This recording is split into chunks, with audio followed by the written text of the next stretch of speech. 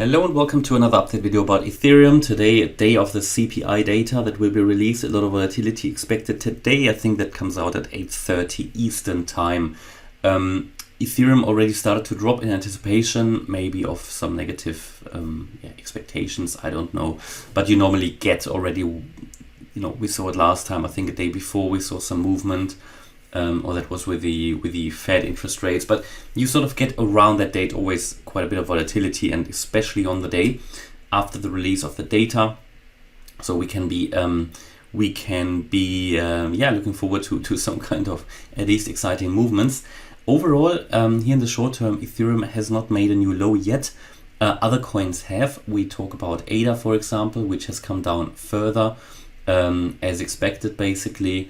And here with Ethereum, I think, that there's two counts. I changed the yellow count again a bit, just because I think it's just more likely from the proportions. There's two main counts I have on this chart, and in the short term they are very similar, so they don't really differ at all. As I said yesterday, as long as we stay below 1383, the focus is completely on the downside in the short term as well. Yeah, so short term upside always possible. But first of all, if we want some further upside, or to actually expect that, we need to break above this descending trend line. Now, we came to a decision point here. Yeah, we had this ascending trend line here. We had a descending trend line here. We came into the apex and the price decided to head down. Okay, so that means we have broken out of this ascending wedge, this sort of triangle pattern to the downside. There's a few, as I said, a couple of wave counts possible. First wave count is this triangle A, B, C, D, E. Now, the ideal level for a wave E is 1336, which doesn't mean we have to get there. It could very well be over and we could now break down. Yeah, signal for that would be a move below the first signal, 1275 level, that wave below. So I've highlighted the subdivisions on here of that wave E. Disregard the yellow count for now, but it just indicates that it shows you that there's different ways of doing it. It shows you that this is could be finished, this move. Yeah, so the move could be finished. That wave E could very well be finished because it is a corrective move, A, B, C. Yeah, and it doesn't really matter if I move the wave beginning of the wave A there, then we've got A, B, C as a flat. Or if I leave it there, it doesn't really make a difference. But point is, this is a three-wave move, which doesn't mean it is completed, but it means it is exhausted. It can be exhausted, it can be finished. We've got a full pattern.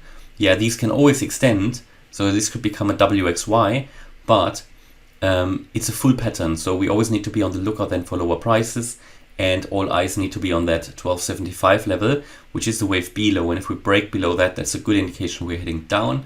Got a bit of a bearish pattern here as well, where we had a strong rejection again. And yeah, support level, short-term support seems to be the 1282 level now, 1280. And then we've got 1275 as micro support, and then 1268. Very important, 1268, that's also here the wave below. And so from that point of view, I would expect that we break down at any moment. But again, the wave E can push a bit higher before we do that.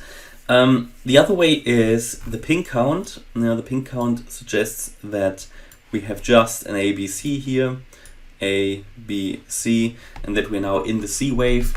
Here, I've changed the subdivisions. It's a bit of an unclear move down, especially if I want to count that as a wave 1. And then we would say this was a 1, this was a 2, and we're now heading down next in a wave 3. Could also be just a diagonal pattern here. But in the end, it is short term. We don't really know which of these is the correct wave count until we see the next waves. In the end, it doesn't really make a great difference because both of them would point to the downside. Okay, and I'm still waiting here for one more low on this chart. If I was just simply to use, if I just simply use here the height of the triangle and add it to a breakout point, then I get here even to, where do I get to? Yeah, roughly 1150. Okay, so ideally, again, anywhere in this green box, I'd like to see one more low, and after that, I would expect the recovery. which I would expect then is a wave 3. So just before we finish this video, just to zoom out once more, the view is that from the 880 low, we moved up in a wave 1, an impulse. We came down in a wave 2, and next we're going to move up in a wave 3. That could take us to around $3,000.